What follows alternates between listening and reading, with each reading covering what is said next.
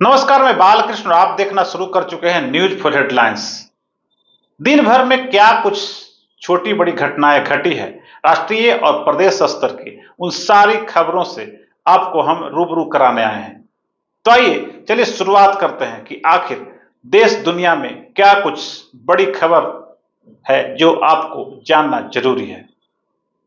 पूरे देश में बुलेट ट्रेन चलाने का प्लान बन चुका है। गुरुवार को राष्ट्रपति द्रौपदी मुर्मू ने संसद के संयुक्त सत्र को संबोधित करते हुए इसकी जानकारी दी। उन्होंने अपने भाषण में कहा कि सरकार ने उत्तर, दक्षिण और पूर्वी भारत में बुलेट ट्रेन के लिए अध्ययन करना शुरू कर दिया है। वरिष्ठ भाजपा नेता लाल कृष्ण आडवाणी को गुरुवार को अस्पताल से छुट्टी दे दी गई। उन्हें बुधवार रात दिल्ली एम्स में भर्ती कराया गया था। इससे पहले अस्पताल सूत्रों ने भाजपा के दिग्गज नेता के बारे में बताया कि उनकी हालत स्थिर है। विशेषज्ञों की एक टीम उनकी जांच कर रही है। अब आप 9 से ज़्यादा सिम नहीं रख सकते हैं। 9 से ज़्यादा सिम होने पर आपको 2 लाख का जुर्माना लग सकता है और गलत तरीके से सिम लेने पर 3 साल की सज़ा भी हो सकती है। डॉट नियम के अनुसार एक व्यक्ति अपने आधार से सिर्फ 9 सिम खरीद सकता है। 9 से ज़्यादा सिम कार्ड रखने पर पहली बार उल्लंघन करने वालों के लिए 50,000 और बार बार उल्लंघन करने वालों के लिए 2 लाख तक का जुर्माना लगाया जाएगा। पटना में पहली मानसून की बारिश में कई मोहल्ले डूब गए। आखिरकार आज राजधानी पटना में भी मानसून ने दस्तक दे दी। लगभग 2 घंटे की बारिश में पटना के कई इलाके जलमग्न हो गए। हालांकि मौसम सुहाना हो गया और लोगों को गर्मी से राहत मिली। मौसम विभाग के अनुसार फिलहाल पटना में और भी बारिश होने की संभावना है। स्वर्ण मंदिर में योग करने पर फैशन डिजाइनर को धमकी मिली है। गुजरात के बड़ोदरा में दर्ज किया गया है एक मामला। फैशन डिजाइनर अर्चना मकवाना 21 जून को स्वर्ण मंदिर गई थी और अंतर्राष्ट्रीय योग दिवस के अवसर पर परिक्रमा पथ पर योग किया था।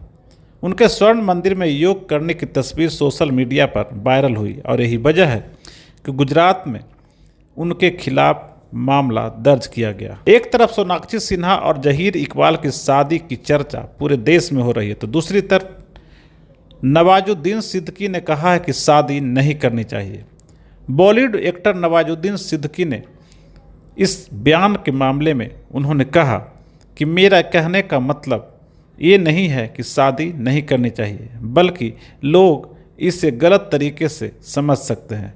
उनका सिर्फ इतना कहना है कि शादी करने की क्या ज़रूरत है, अगर प्यार है तो बिना शादी के भी फल फूल सकता है। जहां एक तरफ भारत में कई जगह मानसून की बारिश से लोगों ने राहत की सांस ली है, वहीं दूसरी तरफ पड़ोसी देश पाकिस्तान में भीषण गर्मी से हाहाकार मचा हुआ है।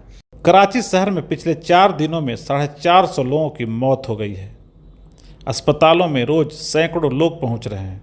जनसुराज के संस्थापक और चुनावी रणनीतिकार प्रशांत किशोर का एक और नया बयान आया है। उन्होंने भाजपा पर तंज कसते हुए कहा है, इस बार ऐसा रिजल्ट आया है कि बीजेपी चाहकर भी नीतीश को नहीं हटा सकती, लेकिन जनता उन्हें हटाने के लिए आतुर बैठी है। इशारों में उन्होंने तेजस्वी यादव को भी अपने लपेटे में ले लिया।